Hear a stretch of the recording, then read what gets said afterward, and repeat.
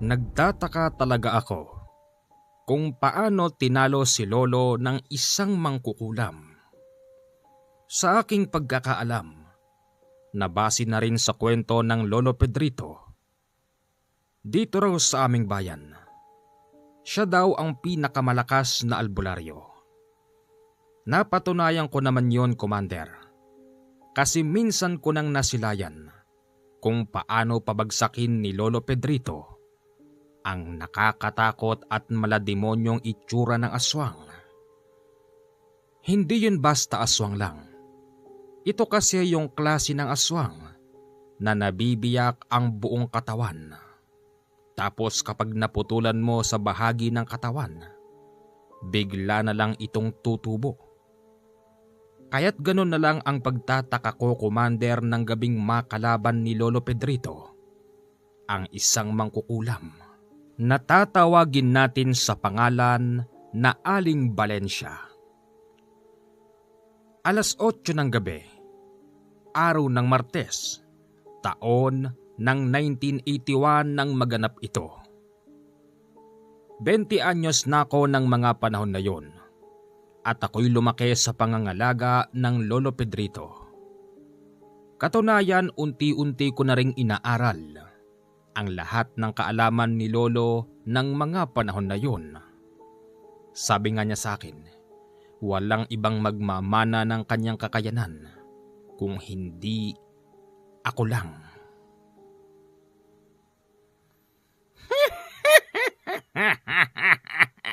Pedrito, sa palagay mo ba, pwede mo kong ihalin tulad sa mga mangkukulam na pinuputulan mo ng hininga? Lumabas ka dyan, Valencia! Kung talagang matapang ka at malakas ka, lisanin mo ang katawan ng aking pasyente. Talaga? Nandito lang ako sa loob ng katawan ng pasyente, natatakot ka na? Paano pa kaya kapag nagpakita ako sa iyo ng harap-harapan, Pedrito? Lo, kakatakot naman yan. Kumalma ka lang, apo. Kayang-kaya ko ito. Uy, meron ka palang mauulila. Ano? Marami pang sinasabi noon si Lolo, pero bumagsak na ang pasyente. Kaya't pinakuha niya ako ng tubig na maiinom. Uminom ka muna, iha. Sakit po ng loob ko. Huwag ka mag-alala. Papatayin natin ang Valencia na yan. Sa nakikita ko sa kanya, hindi siya yung klase ng mangkukulam na dapat pang binubuhay. Habang pinapainom ni Lolo ang babaeng pasyente, hindi ko alam kung bakit parang gusto kong lumingon sa bintana sa kusina. Pagbaling ng ulo ko, Commander, nakita ko si Nana Valencia. Nakangiti ito sa akin. Labas ang ngipin niyang maitim. Yung mga mata niya'y para bang nagbabaga. Tapos yung ulo niya, balot na balot ng kulay pulang tela. At ang mas pumukaw ng pansin sa akin, yung hawak-hawak nitong tungkod na para bang gawa sa bato na itim at merong nakahulma na ulo ng ahas at nakalabas pa yung dila na hindi gumagalaw. Lolo! Bakit ba, apo? Nandito ka na pala. Antay mo ako dyan. Magtutuos tayo. Sabay bunot ng kanyang samurai at tumakbo sa labas. Ako nung mga oras na yun, Commander, inaalalayan ko yung babaeng pilit na tumatayo. Anong nangyayari? Si Lolo. Kalaban niya sa labas. Yung mangkukulam. Ano, Valencia? Handa ka na bang mamatay? Talaga? Baka ikaw ang mamamatay. Pagkatapos ng sagutan nila, Commander, narinig ko na lang na para bang merong matulis na bagay ang tumama sa katawan ng kung sino sa kanilang dalawa. Tapos, Narinig ko din na merong napakalaking boses na tumatawa na para bang isa yon sa kanilang tagapagbantay. Alam ko naman sa sarili ko, Commander, na walang ganong bantay si Lolo.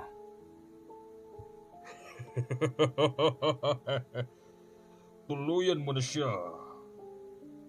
Ano yun? Saan galing yung tao na yun? Dahil sa hindi ko kayang itayo yung babae, pinaupo ko na lang muna siya. Sumilip ako sa bintana at doon ko nakita yung siga na nag-aapoy.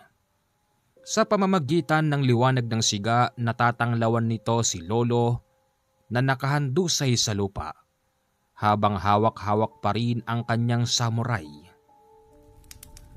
Humanda ka ngayon. Uulitin ko sa'yo, hindi ako pangkaraniwang mangkukulam. Sa bandang itaas nila, meron akong nakikitang isang napakalaking muka. Hindi na ito bago sa inyong pandinig. Yung muka na yon ay korteng kalabaw na merong mahabang sungay na halos kulang tig-isang dipa ang lapad sa magkabilang tagiliran. Para bang natutuwa pa ito habang ito'y nanonood sa laban ng Lolo. Lo! Kaya mo yan, Lo! May mauulila. Panoorin mo, bata, kung paano ko ihatid sa ilalim ng lupa ang iyong Lolo Pedrito. Kumumpas ang matandang yon gamit ang kaliwang kamay. Pagtingin ko sa itaas, para bang nagbibigay na ng signal. Yung merong malaking boses na may muka na parang korting kalabaw. At ang sumunod na nangyari, yung kakaibang tungkod ng matandang mangkukulam ay itinarak niya sa lupa. At doon naganap ang hindi kapani-paniwalang nasaksihan ng aking mga mata. Magpaalam ka na, Pedrito! Oh, hindi! Yumayanig! Humaw ka! Yumanig ang lupa, Commander, nang itarak ng matandang yon ang kanyang tungkod. Kasabay nun ang pagbitak ng lupa. Lolo! Lolo! Hindi!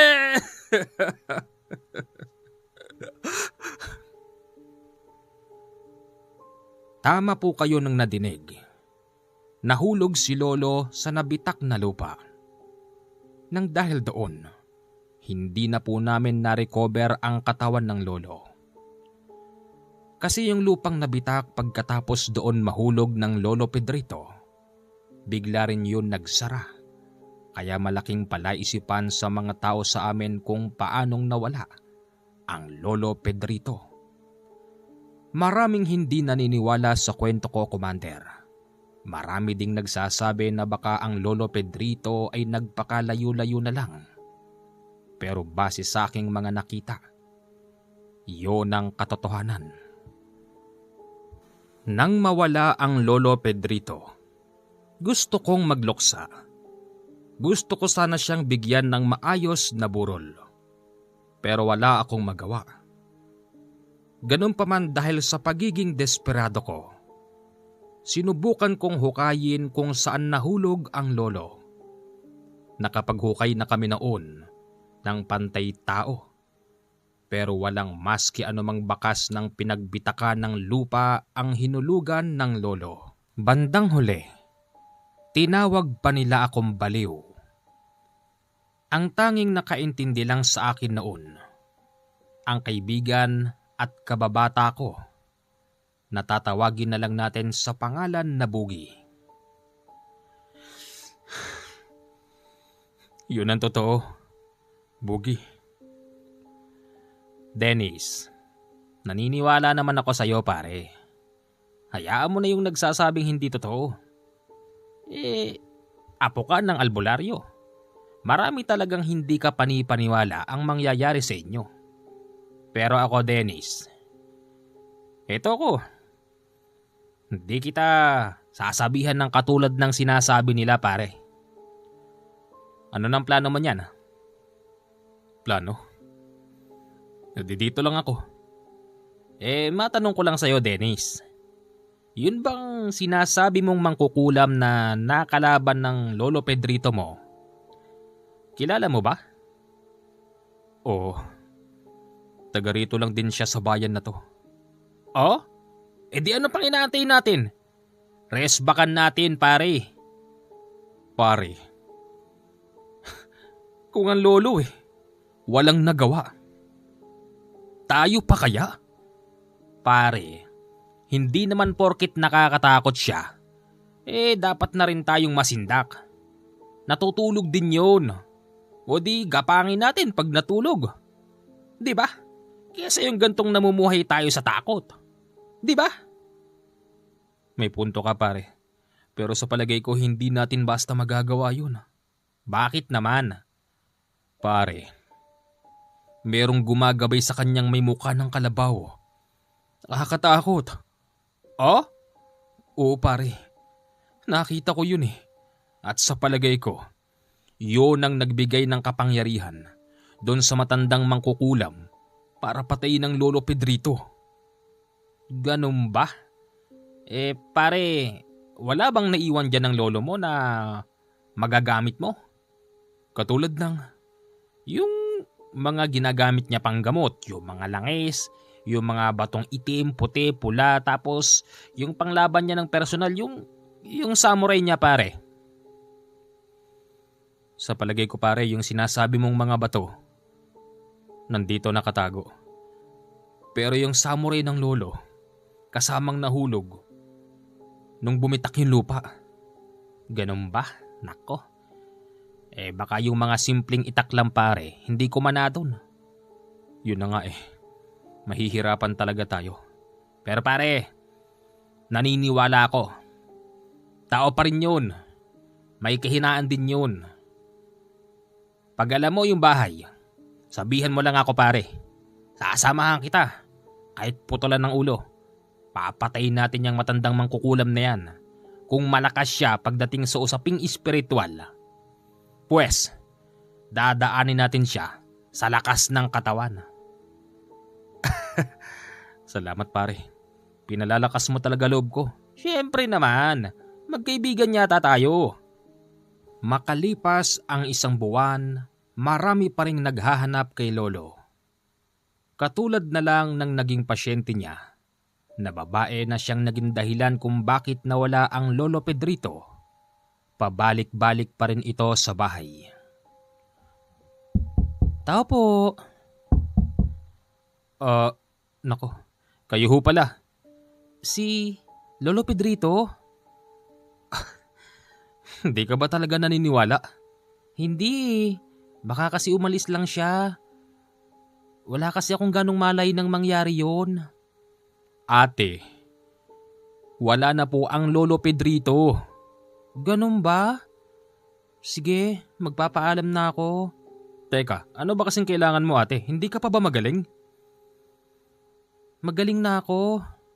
Kaya lang naman ako bumalik dito kasi gusto ko sanang magpasalamat sa kanya at saka ibigay yung regalo ko. Anong regalo? Ayun oh. Tinuturo ng babae yung tricycle sa labas.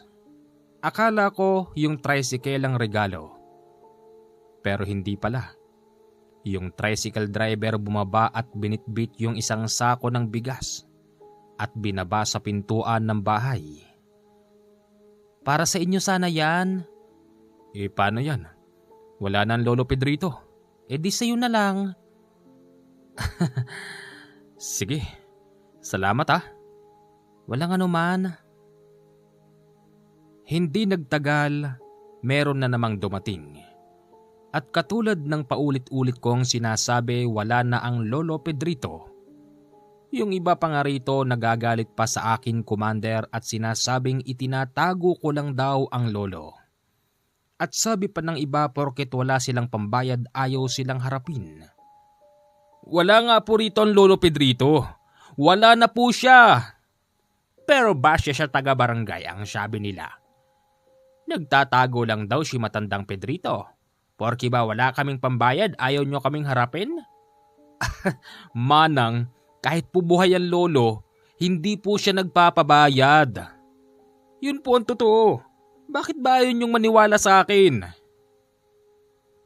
Umalis na lang ang mga pasyente. Sa totoo lang, dobleng kalungkutan ang nararamdaman ko kapag gano'n ang sinasabi ng mga tao. Para bang lumalabas na nagsisinungaling kami. Isang gabi, tumatakbo ang kaibigan ko. Papunta ito sa bahay at meron siyang dala na isang buhay na manok. May dala rin siyang alak. Dennis! Dennis! Oh, teka.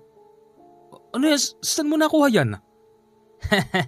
Naarbor ko dun sa lola ko.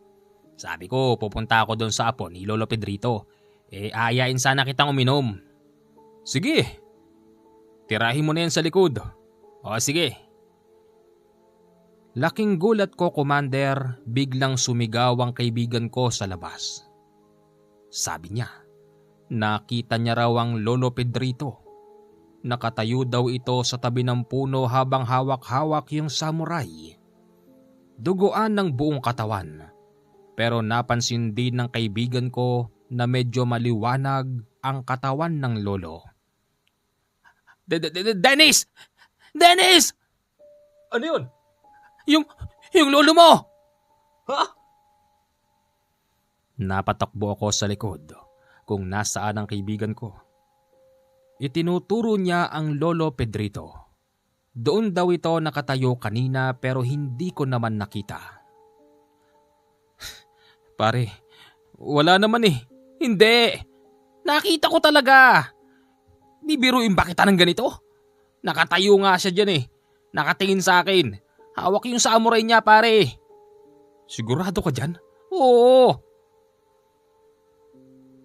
Nag-inuman na kami nung oras na yon. Ang kwentuhan namin ng aking kumpare, kababata, kaibigan ay puro patungkol kay Lolo. Hanggang sa nagpaalam na ito dahil sa matinding kalasingan. Paano pare? Mauna na ako. Lolo Pedrito, wag mo naman tatakutin yung apo mo. Pare, kinakabahan naman ako sa iyo eh. Pare, Lolo Pedrito mo, ayun o, nakatayo. Sige na, alis na ako. Sige pare. Nang lingunin ko yung tinuturo ng kumpare ko, hindi ko doon nakita ang kaluluwa ng Lolo Pedrito. Pero napansin ko, yung mga dahon ay umaangat na para bang may hangin sa gawin na yun. Mabilis kong tiniklop ang pinag-inuman namin. Natulog na ako nung oras na yun hanggang sa para bang merong tao sa tagiliran ko, Commander. Hindi siya gumagalaw pero ramdam ko talaga may tao. Paglingon ko wala akong nakita. Kinuha ko yung kumot ko para magkulubong at doon ko narinig ang boses ng Lolo Pedrito. Apo, huwag kang matakot. Ako ito, ang iyong Lolo Pedrito. Lolo? Nasaan ka, Lo? Ako'y nasa kabilang buhay na, Apo. Apo, hindi pa rito natatapos ang laban ng Lolo. Alam ko, Apo, na malungkot ka sa pagkawala ko. Pero Apo, huwag mong kakalimutan ng matagal ko nang hinabiling sa'yo. Ikaw ang lahat ng magmamana ng meron ako. At gagawin mo yon sa tulong ng gabay ko.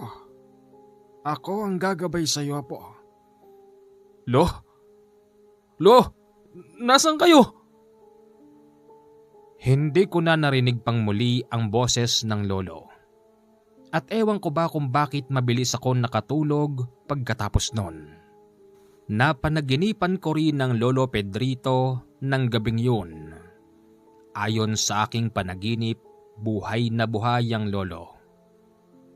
Magkasama daw kami sa bahay. Katatapos lang daw noon umalis ng pasyente dahil ginilitan ng lolo yung sumaping aswang sa kanyang pasyente.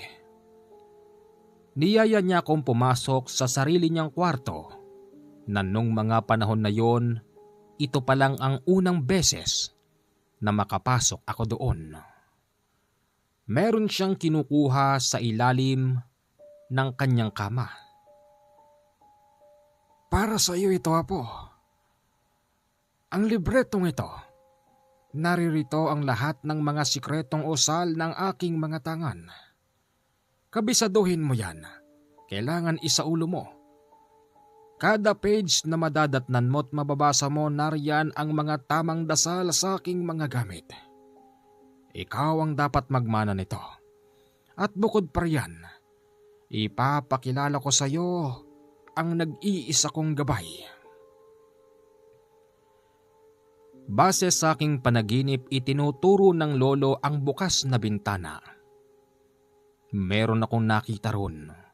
Isang babaeng hindi naman lumiliwanag ang katawan, pero napakaputi niya.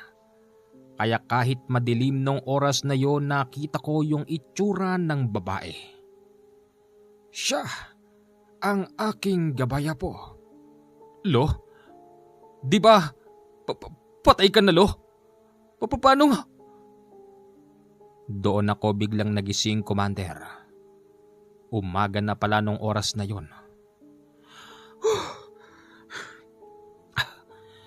Bitin yung panaginip ko kay Lolo. Babae? Sino yung babaeng yun? Tsaka, kung meron siyang gabay na kakaibang tao o hindi man tao, paano siya natalo ng mangkukulam na yun? Pagbangon ko, Commander, sumilip ako sa bintana ng kwarto. Tiyempong nabungaran ko noon si Kapitan na papasok sa aking tinitirhan. Magandang umaga po. Magandang umaga po, Kapitan. Buti naman at gising ka na. Meron po ba tayong pag-uusapan? Meron. Kagabi kasi, may nangyari. Na ano po? Paano ba? Alam mo, Dennis, siguro, mas makabubuti kung magsasabi ka na ng totoo. Totoo? Bakit ho? Anong kinalaman ko sa nangyari kagabi? Huwag kang matakot. Ano po ba kasi yun? Kagabi, may sumalakay na aswang. O tapos, ang masama noon, nakabiktima ng buntis. Dennis, hindi kami naniniwalang patay na ang Lolo Pedrito mo. Wala kaming ibang lalapitan kung hindi siya. Ilabas mo na ang lolo mo at patayin ang aswang na yun. Alam mo, Kapitan, gusto ko sana yung sinasabi mo. Ang problema, wala na nga ang lolo. At kung buhay man ng lolo, nasisiguro ko sa inyo na walang sino mang aswang ang maglalakas na loob na pumasok dito sa ating baryo. Kasi takot sila kay lolo. Pero kung nga alam nila na wala na ang Lolo Pedrito, ayan, matatapang na silang pumapasok dito ngayon. Maniwala ho kayo sa akin. Nahulog si lolo sa bumitak na lupa. Hindi ko na na-recover ang katawan niya. Oops. Akala ko pa naman pagpunta ko rito, pagbibigyan mo ko. Pero maging ako pala, hindi mo pagbibigyan. O sige, ganito na lang. Total, pinaninindigan mo naman yung sinasabi mo na yan.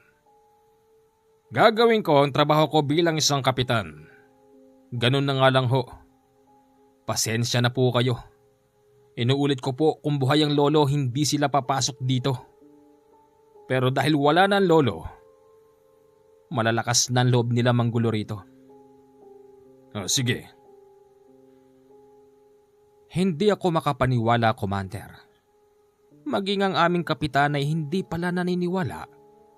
Ang kinaiinis ko lang doon, Para bang nabayaran na nila ang pagkatao namin kung mag-utos sila sa amin. Pagsapit ng gabi, dinig ko yung mga taong naglalakad sa kalsada. Naboboses ang korindoon si Kapitan. Ibig sabihin nagpapatrolya sila ng mga kasama niya. Kasabay noon ang pagpasok ng makulit kong kaibigan. Dennis! Dennis! Pare! Oh pare, ikaw na naman. Dinadalaw lang kita. Pare, alam mo na ba chismis? Anong chismis? Yung nangyari kagabi. Yung buntis. Nadali ng aswang. Yun ba? Sinabi na sa akin yun ng kapitan natin kanina. Eto pa pare. Marami talagang hindi naniniwala na patay na si Lolo Pedrito mo.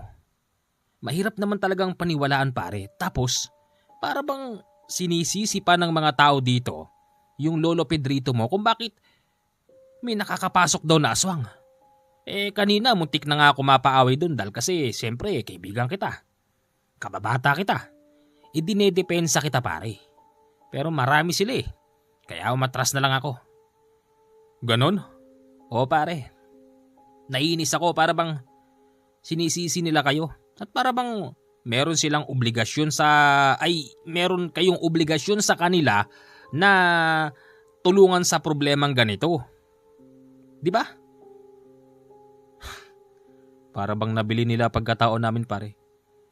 Yun na nga. Yun ang hindi ko matanggap. Samantalang nung nabubuhay pa ang Lolo Pedrito mo, nanggagamot siya ng libre. Di ba dapat irespeto nila yung ako na tao? Pare, ayusin mo nga. Hindi kasi pare, nanginginig ako sa galit pare. Ganun ba?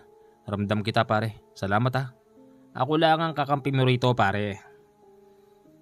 Paano? Alis na ako. Gusto ko sanang uminom tayo baka mamaya matsambahan ako ng aswang. Dito ka na matulog. Hindi pare, kailangan ko rin umuwi. Buntis kasi si nanay Oh? Nakahabol pa ng isa yung nanay mo? Oo, 3 buwan na. Kaya nga di lumalabas Mainam nga yun. Meron kaming bunso. Sige pare, mag-iingat ka. Sa gabing yon, Commander, patulog na sana ako. Nang bigla akong maalimpungatan kasi may kumalantog sa kusina ng bahay. Akala ko pusa lang. Pagsilip ko kitang-kita ko si Lolo. Nakatalikod ito habang para bang may kinukuha siya sa kusina. Lolo? Lolo! Ikaw nga! Kumain ka na ba? Hindi pa lo. Nang lalaki mga mata ko nung oras na yon. Kasi yung pagkakakita ko kay Lolo, buhay na buhay siya, Commander. At kung ano ang huli niyang kasuotan, yun pa rin ang suot niya nang muli siyang magpakita sa akin. Napansin ko rin ang kanyang samurai, nakatarak sa likod niya at nakasabit. Lo, halika na po, kumain na tayo. Naglapag siya ng pagkain sa mesa. Mainit na lugaw yun. Lo, ikaw ba talaga yan? Nabuhay ka, Lolo? Apo, ikaw lang at ang kaibigan mo ang nakakakita sa akin. Pinayagan ako ni Bathalang makabalik dito. Bathala? Naguguluhan ako. Palagay ko hindi na totoo tong mga nakikita at naririnig ko. Pero ang isang taong patay, alam kong hindi na ito makakabalik pa sa kanyang kinalakihan at wala na rin ito sa tamang kaisipan. Pero yung mga bagay na meron kami sa bahay, nahahawakan ng Lolo. Halika, kumain na tayo. Oo. Habang kumakain kami, pinagmamasdan ko siya. Ganon pa rin sa dati. Mabilis siyang kumain. Kahit gaano kadaming kanin at ulam ang nakalagay sa plato niya. Wala pa ring pinagbago, mabilis niya pa rin itong inuubos. Pagkatapos natin kumain, matulog ka na, Apo. At lalabas lang ako. Papatayin ko yung aswang na nanggugulo rito sa atin. Lo? Bakit? Wala. Pagkatapos kong kumain, pumasok na ako sa kwarto. Maya-maya pa kumakatok ang lolo. Apo! Lo? Kunin mo ito. Para saan to? Lumabas ka.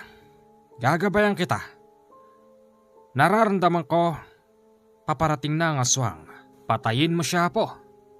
Ayokong napapahiya tayo dito sa baryo. Alam din pala ng lolo na pinagtatawanan at pinag-uusapan na kami sa baryo. Inabot niya sa akin ang samurai na yon, na sa unang pagkakataon din, ngayon ko lang nahawakan. Baka hindi kayo maniwala. Malaki yung samurai pero napakagaan. Para bang pakawari ko kasing bigat lang ito ng walis tingting. Oo, lolo. Sige. Lumabas ako ng bahay. Naglibot-libot ako sa lahat ng iskinita sa baryo hanggang sa nasalubong ko sila kapitan. Oh! Bakit di ka pa umuwi? Baka mapatay ka ng aswang. Hindi ba sinasabi mo na patay na ang iyong lolo Pedrito? Wala nang magtatanggol pa sa'yo. Makakauwi ka na. Hindi ko siya pinansin, Commander. Nilampasan ko lang sila ng mga bantay bayan. Hanggang sa aking naramdaman, yung pinasuot din sa akin ng lolo na isang batong puti. Ramdam ko yung init nito. Kasabay noon para bang tumalas ang pandinig ko. Sa gawing kanan kung saan merong isang lumang bahay. Para bang merong tao doon na gumagalaw at nagmamasid sa aking mga galaw. Pumasok ako roon at nakita ako nila kapitan. Sa pagkakaalam ko, ang lumang bahay na yon ay selyado. Mula sa bintana, pati na rin sa bubong, sa pader, sa pintuan, halos hindi mapapasok ng magnanakaw. Dahil maraming mga antigong gamit ang naiwan doon. Hoy! Saan ka pupunta? Baka may mawala dyan! Sigaw sa akin ni kapitan pero hindi ko siya pinansin. Sinundan nila ako, Commander, hanggang sa mapalapit na ako sa pintuan. Ilang beses ko yon pinagtatatadyakan pero hindi ko mabuksan. Hoy! Magnanakaw ka ano? May nakita ka bang ninakaw ko? Wala naman akong kinukuha. Bakit mo sinisipa ang pintuan na yan? Maraming mga antigong gamit ang naiwan dyan. Nang dahil sa ginawa mo, kitang-kita kita.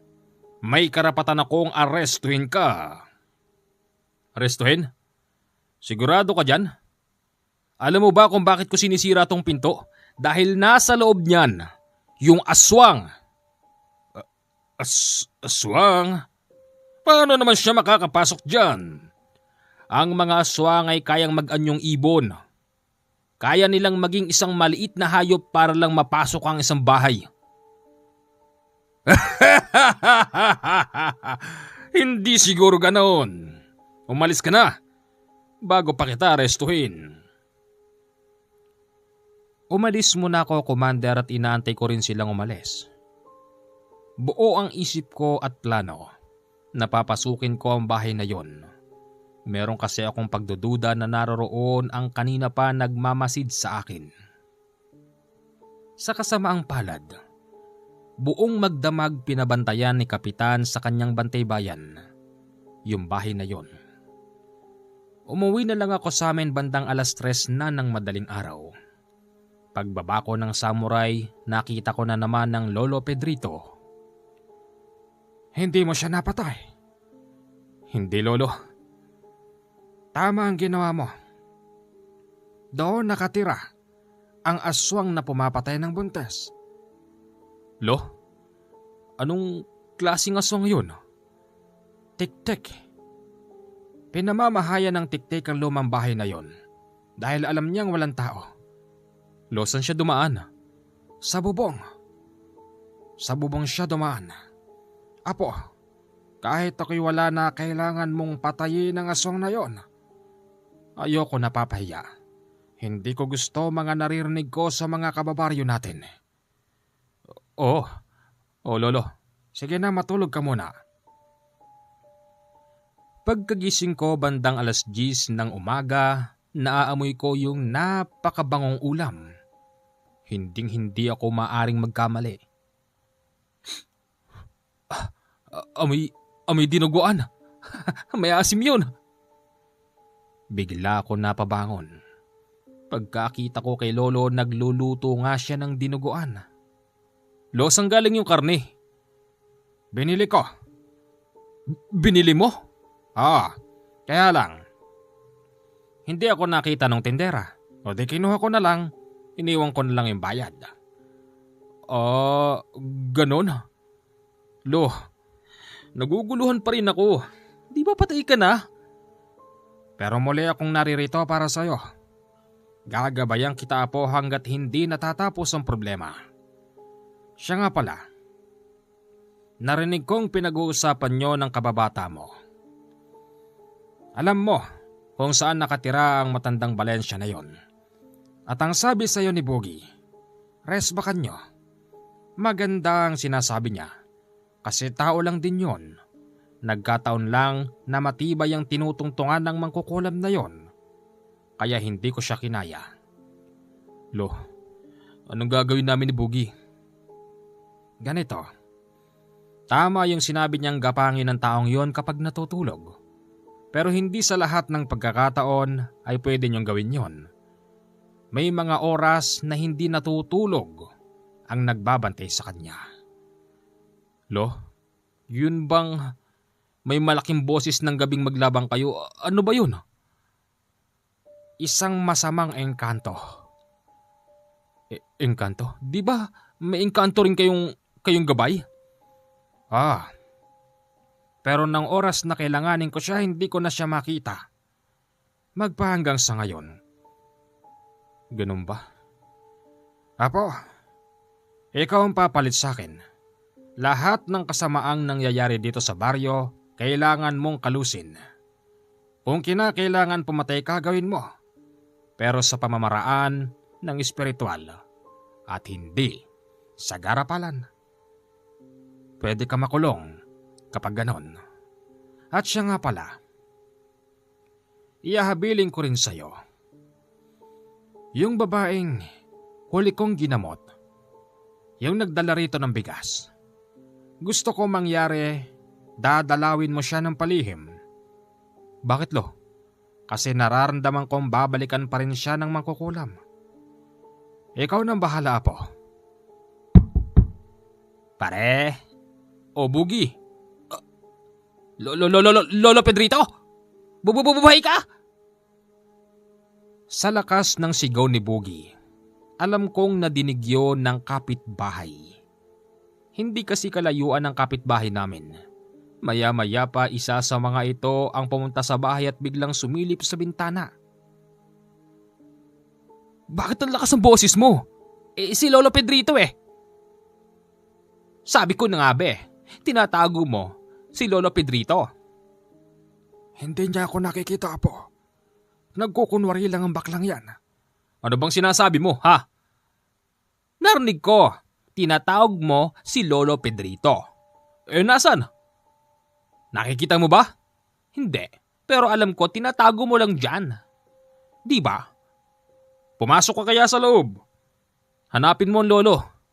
Kapag hindi mo siya nakita, o di mapapahiya ka. Sige. Pumasok nga ang baklang kapitbahay namin, Commander, at nakita niya yung napakasarap na nilutong dinuguan. Tinikman pa nga yun ng bakla at sinabing, Teka, ganitong-ganito ang luto ni Lolo Pedrito. Hoy, ayusin mo. Para kang nangiinsulto ah. Di ka naman marunong magluto eh. Imposibleng hindi si Lolo Pedrito nagluto niyan? Wala na nga siya. Sino nagluto nito? Ako. Ikaw? Di ka nga marunong magluto? Siyempre, wala na ang lolo eh. Kaya kailangan ko mag-aral magluto. Sino pa bang gagawa nun? Sinungaling! Lolo Pedrito! Nasaan ka? Ako ito si Casey. Lolo Pedrito? Hoy bakla! Wala dyan ang Lolo Pedrito! Wala siya rito! Patay na siya bakla! Heh! Bugi! Sinungaling! Kulang na lang ransakin ng baklang si Casey ang loob ng bahay namin. Makita lang ang hinahanap niyang si Lolo Pedrito. Pero wala siyang nakita. At ang masama pa nun, paglabas niya kinuha niya yung kalahati ng dinuguan. Kunin tong kalahati, ha? Teka, ulam namin yan. Kapal naman ang mukha ng baklang to. Ako bumili ng karne na yan. Siya nagluto, kukunin mo yung kalahati. Hanggang hapon pa namin uulamin yan. Basta, akin to. Wala kaming nagawa noon ni Boogie. Ang hindi namin alam, yung pagdadala niya pala ng kalahati ng ulam, ang siyang mas lalong magpapalakas ng loob ng mga taga-baryo na buhay pa ang Lolo Pedrito. Alam kasi nila na hindi ako marunong magluto at tanging si Lolo Pedrito lang ang may ganong recipe sa amin. Maya-maya pa dumating na naman si Kapitan. Okay, Boogie. Nandiyan ba si Dennis? Nandito ho. Dennis! Dennis! Bakit ho, Kapitan? Sinasabi ko na nga ba sinungaling ka? Na ano ho? Pinatikim ako ni Casey ng dinuguan. Ang Lolo Pedrito mo lang ang nakakapagluto rito ng ganoon. Nasaan ang lolo mo? Sige na! Malaki ang problema natin sa mga aswang. Wala nga ho. Sinungaling! Sige, hanapin niyo matandang Pedrito. Pumasok ang mga bantay bayan at hinanap-hanap ang lolo. Pati yung kama ko, Commander, binaligtad pa nila. Yung mga aparador ng damit, binagsak nila. Lahat ginawa nila pero sadyang wala silang makita. Wala nga ho rito, Kapitan. Bakit ko naman tatago ang lolo? Kaunting pruweba pa. Kaunti pa. Siya nga pala, Kapitan. Ano yun? Yung problema sa aswang. Huwag nyo nang isipin yun. Bakit naman? Ako ang ama ng baryong ito. Ako nang bahala ron. Wala man ang Lolo Pedrito. Sisiguraduhin kong papatayin ko yun. Puro ka salita.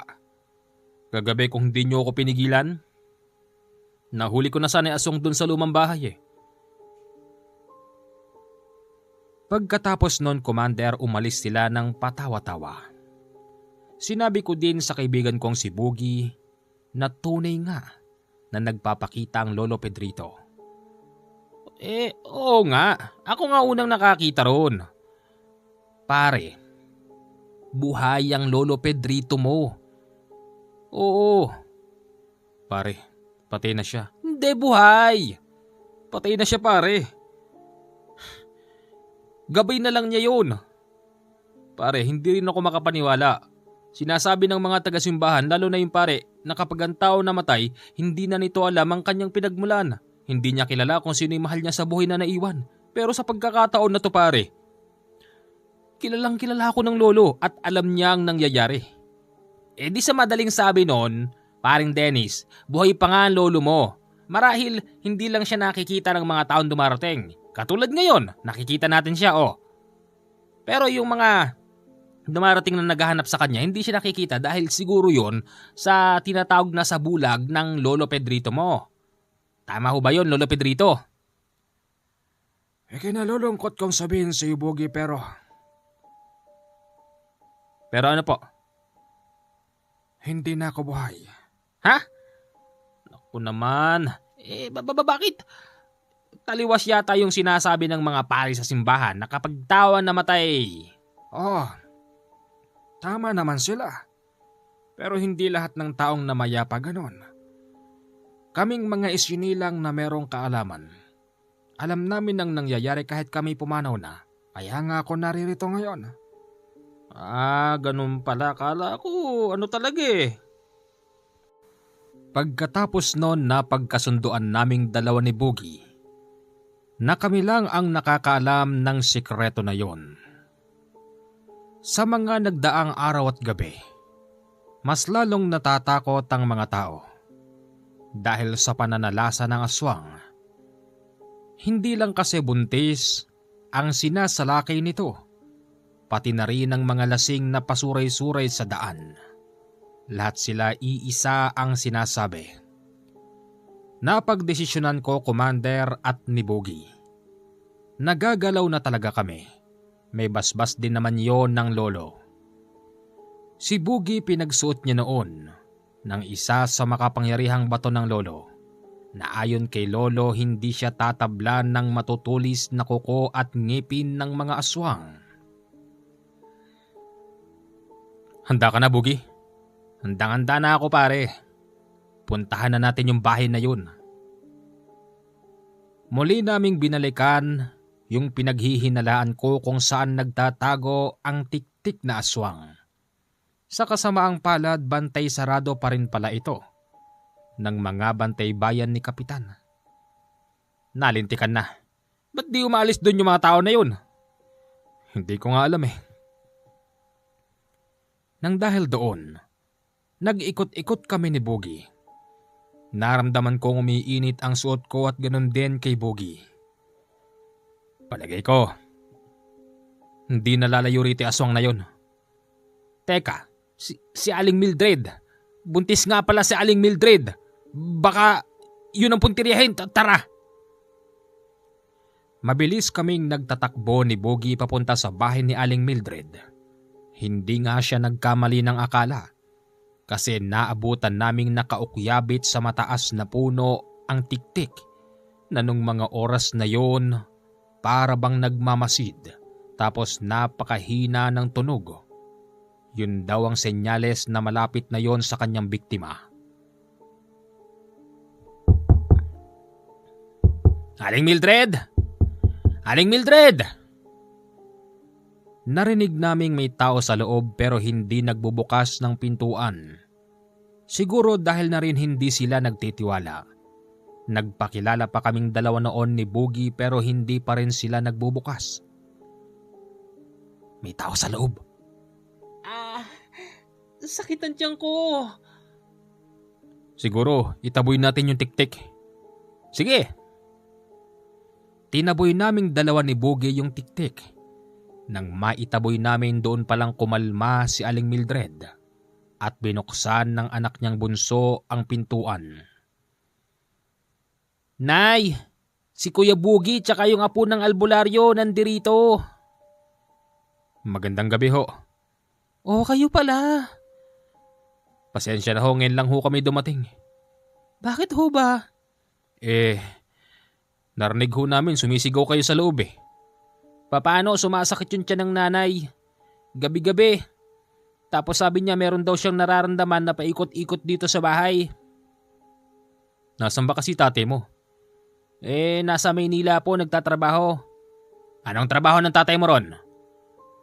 Driver po. Driver? Ha! Ang mga driver, sweet lover. Sigurado, meron ng Ba't mo ko tinakpan? Buntis yung asawa, ginaganyan mo pa. Baka mapanghinaan ng loob yan. Oo nga pala.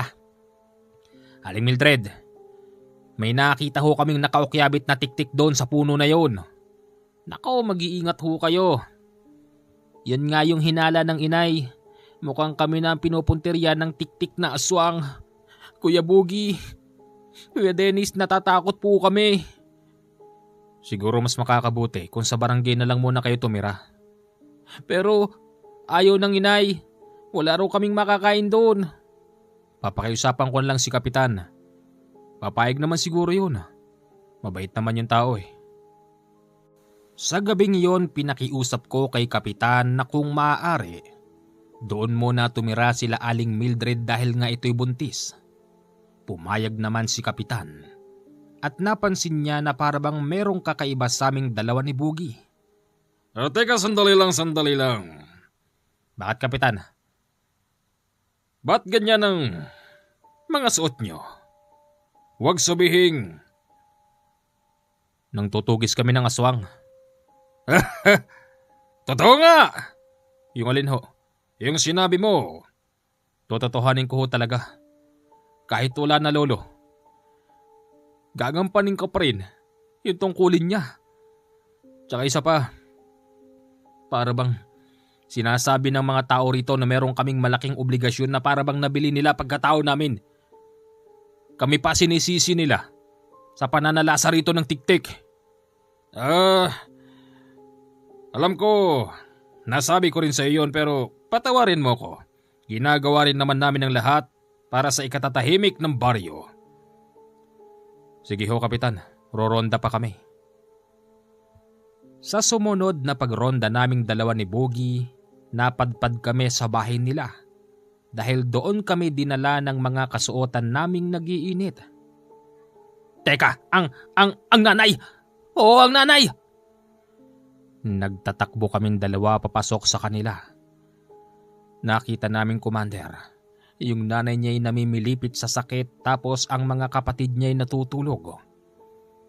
Sa bubong naman ng bahay na gawa sa pawid nakita kong may nakalusot na dila. Malapit na yon sa kapatid niyang bunso at pilit na inaabot yung isang bata. Mabilis akong kumilos, tinagpas ko ang dila na yon. Pero sadyang para bang napakatibay ng dila na parang gawa sa gulong ng sasakyan. Umangil ng napakalakas yun. Tapos ang ginawa ni Bogie, inalalayan niyang nanay niya. Mabilis akong lumabas at sinundan ko kung saan pupunta yung tiktik. Dahil sa ako'y tumatakbo at yun ay lumilipad, hindi ko siya inabutan nang ito'y tumawid sa ilog. Bumalik ka rito! Ayop kang tiktik ka! Apo, Lo? huwag kang madanagan. Bakit? Tawirin mo ang ilog. Lo, malalim yan! Hindi. Sige na. Itinulak ako ng lolo. Ang pinagtataka ko habang ako'y sumisisid, pakawari ko'y parang walang katapusan. Yung haba ng hininga ko sa ilalim. Sa pagkakaalam ko, mahaba at malawak ang ilog na yon tapos hindi umaagos. Laking gulat ko na lang, Commander, nang nauntog ako sa palanas. Nandun na pala ako sa kabila. Mabilis akong tumawid. At pagtawid ko, nakita ko ang napakalawak na maisan na sa pagkakaalam ko dayo ang may-ari nun. Habang tinatahak ko yung loob ng maisan, napansin kong wala na itong kabunga-bunga. Para bang napitasan na. Sa kabilang bahagi nun nakarinig ako ng mga naglalagutukan na para bang may bunga pa roon at pinagnanakawan. Mabilis akong pumunta roon. Hanggang sa aking nakita ang isang matandang babaeng may hawak na tungkod at nakasuot ng purong pulang tela mula ulo hanggang sa paa. Ikaw? Buhay ka pa pala. Oo. Buhay pa ako. Ninanakawan mo yung mais? Ako ang may-ari ng maisan na ito. Ano? Hindi ako makapaniwalang may maisan pala ang matandang yon. At sa pagkakaalam ko, hindi siya taga doon. Nagulat ako sa kanyang binunyag. Ayon sa kanya, yung tiktik na sumasalakay sa aming baryo, tau-tauhan niya lang. Hindi nagtagal. Yung tiktik na sinasabi niya ay lumapag malapit sa kanya. Dalawa pala yun, Commander. Parehas na lalaki. Heto na ang aking mga tauhan. Mga tao ko, magbigay galang naman kayo sa masarap na pagkain. Ikaw? Tao mo sila? Maraming salamat sa iyo, Panginoon. Dinalan mo kami ng pagkain. Ano? Panginoon? Diyos niyo yung matandang yan? Siya ang nagbibigay sa amin ng buhay. Baliw! Sige na, ano pang inaantay ninyo? Kumain na kayo ng hapunan. Yung isa rito mabilis na sumugod sa akin. Hindi ako pumayag na basta niya lang ako masaktan. Gamit-gamit ang samurai ng lolo, agad ko siyang inasbaran. Pero sadyang napakakunat pala ng balat ng mga ito. Tinatawanan pa nila ako, Commander. Sinasabing hindi raw tatalab ang gamit ko sa kanila. Kasi kung malakas daw yon, dapat hindi raw namatayan, lolo. Maging ang matanda na yon ay tumatawa at paulit-ulit niyang sinasabi sa akin na mahina raw ang lolo. Kung talagang malakas ang lolo mo, dapat hindi siya namatay. Hindi ko nagustuhan ang sinasabi niya. Gusto ko siyang patayin. Gusto ko siyang puntiryahin. Pero humaharang yung dalawang tiktik. Kami muna ang labanan mo, bago siya. Oo! Bumulong sa aking isipan ng lolo ko. Sabi niya sa akin, yung hawak-hawak ko daw na samurai ay itarak ko sa lupa. Tapos yung nakasuot sa akin na bato na merong sabitan, ipalupot ko sa aking kamao yung tali tapos ipalaman sa aking kamao yung pinakabato. Ganon ang ginawa ko, Commander, at laking gulat ko dahil yung dalawang tiktik umaatras na para bang nasisindak sa nakikita nila. Ano? Hoy tanda, hindi porkit napatay mo ang Lolo Pedrito, itutulad mo ako sa kanya. Ngayon mo tawagin ang Diyos mo. Tawagin mo! Narinig ko na meron itong sinambit sa mga wikang hindi ko maintindihan. Pero sa pagkakaalam ko, tinatawag na niya yung nakita ko noon. Malas na lang niya nung oras na yon dahil walang nagpakita. Ibig sabihin wala siyang paghuhugutan ng lakas at sinamantala ko ang pagkakataon na yon. Nagulat din ako sa sarili ko kung bakit ganun na lang ako kabilis. Sinakal ko yung matanda, Commander. Inangat ko siya ng ilang beses at hinampas ko siya sa sako na may laman na mais. Habang yung mga tiktik, patraydor na sumusugod mula sa likuran. Pilit nila akong sinusugatan pero hindi ko nararamdaman. Basta't nakapokus ako sa matanda. Sinasakal ko siya tapos hinahampas ko siya sa mga mais hanggang sa kami ay napadpad sa putol na ipil-ipil. May kapayatan ng ipil-ipil halos kasing braso lang ng katawan ng tao. Patulis ang pagkakaputol noon hanggang sa nakaisip ako ng paraan para patayin siya. Mamamatay ka na ngayon! Ito ang ganti ko! Kahit matanda na yon, Commander, hindi ko siya kinaawaan. Sinaldak ko doon ng matanda hanggang sa natusok ang likod niya at tumagos sa tiyan niya yung matulis na pinagputulan ng ipil-ipil. Tumagas ang dugo ng matanda hanggang sa ito'y tuluyan ng namatay. Paglingon ko sa mga tiktik, nagulat ako dahil 3 na sila roon. Pero yung isa, si Bugi. Hawak-hawak nito ang samurai ng lolo at walang tigil na winawasiwas sa kanila. Ako harapin nyo! Kala nyo siguro sa akin ha? Bugi? Akin to. Huwag ka makialam. Iba yung tapang ni Bugi ng gabing yon. Hanggang sa narinig ko na ipaghihiganti niya raw ang kanyang nanay. Dahil sa ilang buwan na itong buntis, nakunan pala ito ng sumalakay ang mga tiktik. Nakita ko rin kung paano labanan ni Bugi mga ito. Kahit nasugatan na ang katawan ni Bugi, nagagawa pa rin niyang gumanti. At laking gulat ko yung sugat niya sa katawan ay naghihilom din. Gawa din yon ng bato na nakasuot sa kanyang dibdib. Hanggang sa tinulungan ko na si Bugi. Halika rito!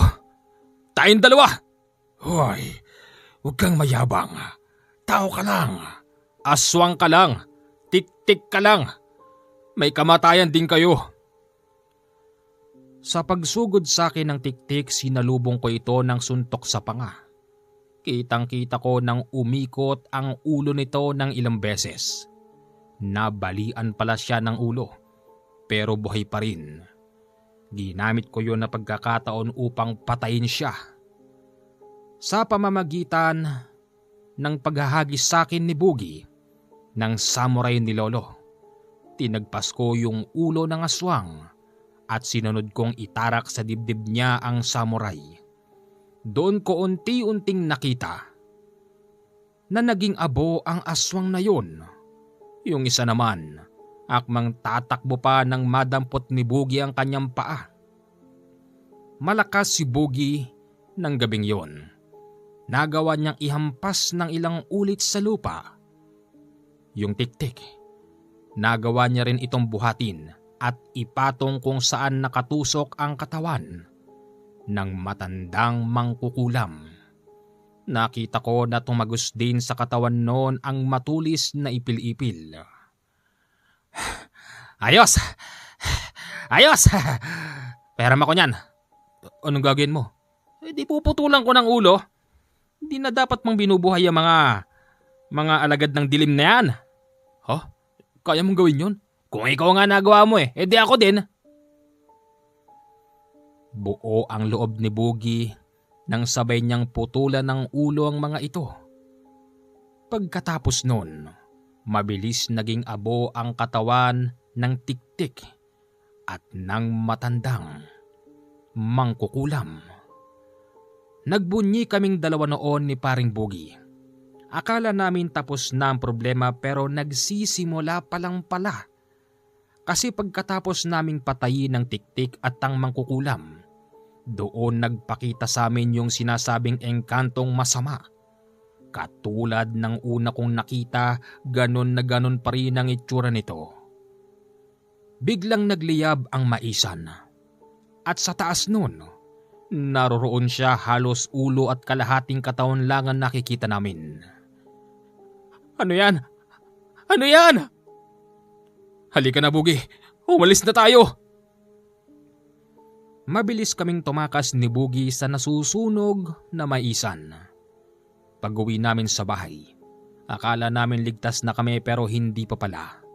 Bumubulahaw ang malakas na tawa ng matandang mangkukulam na parabang sinasabi nito na nandun lang siya sa gilid-gilid. Lolo, yung mangkukulam! Huwag ka matakot. Nandito lang ako, Apo. Lalabanan natin yan. Pero dahil patay na noon si Lolo, wala itong kakayanan na makipaglaban. Ang tanging kayang gawin lang ng Lolo, turuan kami sa pakikipaglaban. Biglang bumukas ang pintuan namin at pumasok ang napakabahong amoy. Kasabay nun, ang pagpasok ng matandang mangkukulam. Buong-buo ang katawan, walang sugat at meron din siyang ulo. At ang napansin naming dalawa ni paring Boogie.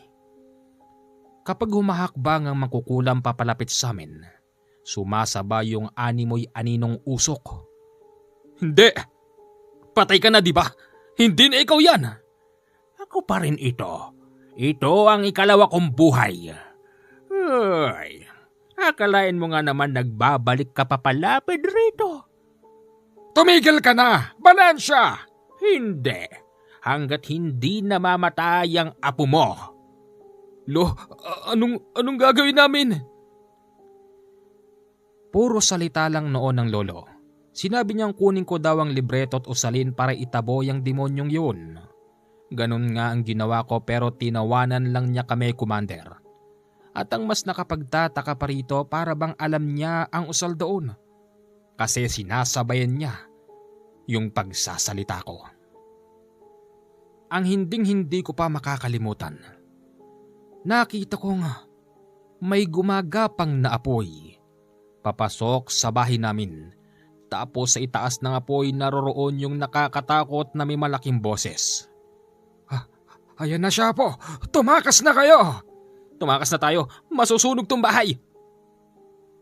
Tumakas nga kaming dalawa. Ang Lolo hindi ko alam kung saan napunta nung oras na yon. Habang nasusunog ang buong bahay namin, nakita kong lumabas doon ang matandang si Valencia. Buhay pa rin ako. Ito ang ikalawa kong pagkatao. Humanap ka na ng albularyo. Dahil yun lang ang makakapagligtas sa'yo. Lagot na! Takbo na! Sinubukan ko rin siyang labanan, Commander, gamit ang bato na nakalagay sa aking kamao. Ganon din ang samurai ng lolo. Pero iba siya. Hindi siya katulad ng lolo na nakakahawak pa ng mga bagay. Ang matandang mangkukulam na yon hindi tinatamaan. Para itong hangin lang na tumatagos sa kanya ang aking suntok at samurai. Ganun pa man, kaya niyang magpagalaw ng bagay upang kami saktan. Para siyang nakakatakot na nakatira sa ilalim ng lupa. Kaya din niyang sumanib sa mga tao upang kami patayin. Sa mga oras na yon, para bang wala na kaming labang dalawa ni Paring Bogie. Wala na tayong laban. Suko na tayo. Ano? Susuko ka doon? Saan tayo pupunta? Punta tayo ng simbahan. Tara. Tumakbo kami ng simbahan at nakita namin doon si Pader. Sabi pa nito, may nakasunod daw sa amin. At yung sumusunod ay nakatira sa ilalim. Alam namin, Pader. Tulungan niyo po kami. Naglabas ng Bible si Pader. Kalmado lang ito habang binubuklat niya yung Bible. Sinabi niya sa amin na huwag kaming aalis at huwag kaming magpapasindak sa mga yan. Hanggang sa narinig ko, meron siyang binabasa doon na isang talata. Na ayon din sa aking pagkakaalam, hindi yata yon nababanggit kapag nagmimisa si Pader. Nang narinig na naming binabasa yon ni Pader, yung matandang mangkukulam, biglang nawala. Laking pagpapasalamat na lang namin kay Pader ng oras na yon. Sinabi din sa amin ni Pader na huwag kaming matatakot sa mga ganon. Ang kinakailangan lang daw naming gawin, lumapit kaming madalas sa Panginoon. Wala na raw mas makapangyarihan pa sa panalangin. At base rin kay Pader, hindi daw kami matutulungan, Commander, ng mga gamit-gamit namin. Sinabi pa nga niyang kilala niya raw ang lolo ko. Hindi raw sila parehas ng paniniwala.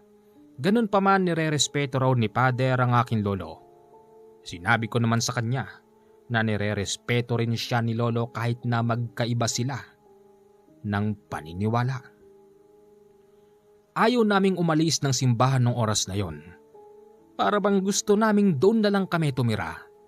Pero hindi naman po pwede yon.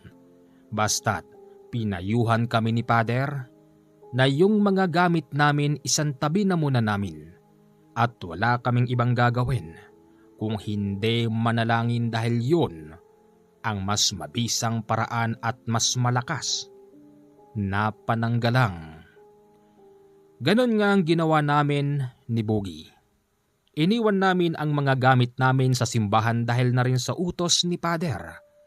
Umuwi kami sa kani-kanila naming bahay at wala kaming ginawa kung hindi palaging manalangin. Napansin ko, Commander, yung bisa ng panalangin.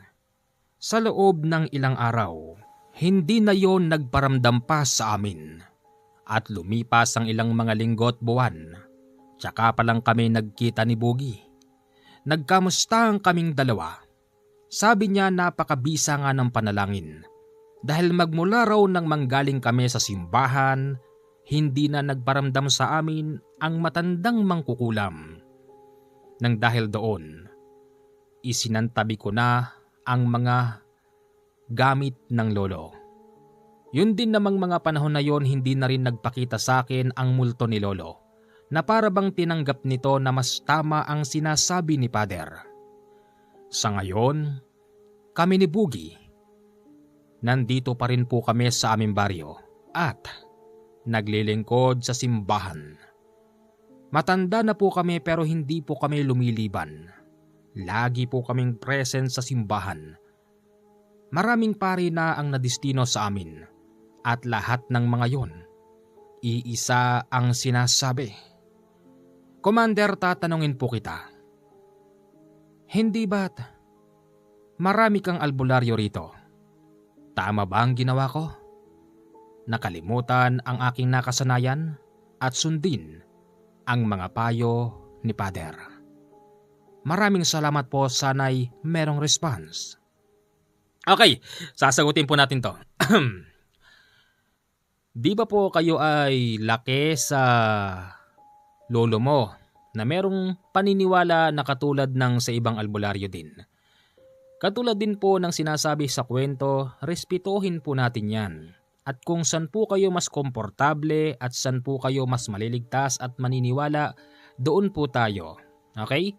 Hindi ko po pinagkukumpara yung magkabilang panig basta't kung saan po kayo komportable at sa tingin nyo'y naroroon po ang tama, doon po tayo.